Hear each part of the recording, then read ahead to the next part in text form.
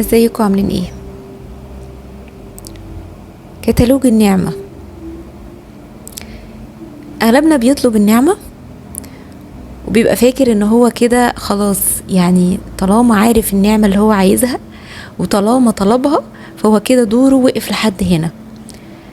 واللي بيحصل على ارض الواقع في الحياة هي ان كتير مننا بتجيله نعمة فعلا.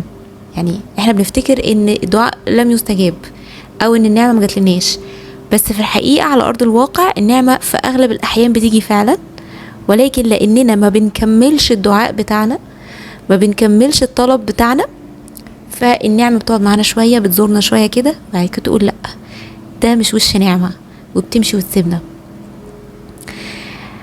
عشان كده النهاردة أنا طالعة أقول لكم حاجة عن تجربة في حياتي. لما بطلب النعمة بطلب معاها الكتالوج بتاعها.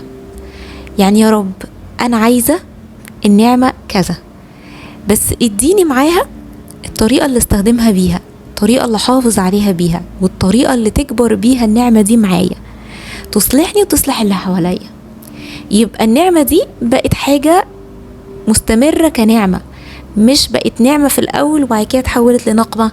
ليه؟ لأن ممكن لو النعمة انت طلبتها وانت مش مستعد ليها، في الأول تبقى نعمة وبعد كده تتحول لنقمة، لأن ايه؟ انت مش عارف تتعامل معاها.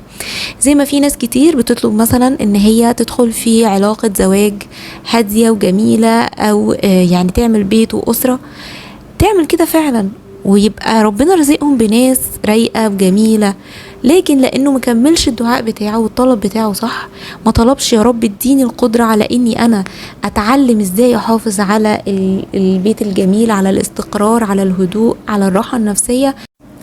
طيب تحب تعرف ازاي تبقى محدد اكتر في الدعوة بتاعتك والنعمة تيجي بالظبط زي ما انت عايزها، زي ما انت محتاجها، متفصلة عليك؟ هقولك تعمل ايه. لما تيجي تطلب النعمة قبل ما تدعي فكر كده شوية، يا ترى انا عايز النعمة دي ليه؟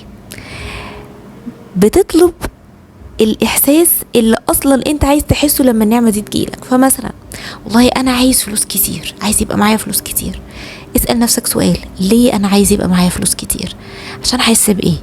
مش عشان اعمل ايه، عشان عايز احس بايه. لما اشتري حاجات كتير، ايوه عايز احس بايه.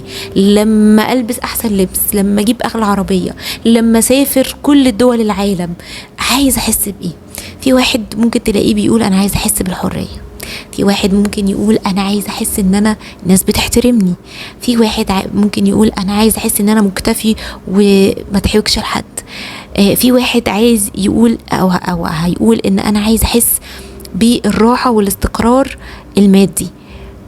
ايا كان الدافع بتاعك هو ده النعمة، هو ده اللي اطلبه وقول يا رب انا عايز الاستقرار المادي، انا عايز الراحة المادية، انا عايز الناس تحترمني، انا عايز الناس تقدرني، تعرف قيمتي، تشوفني زي ما انا.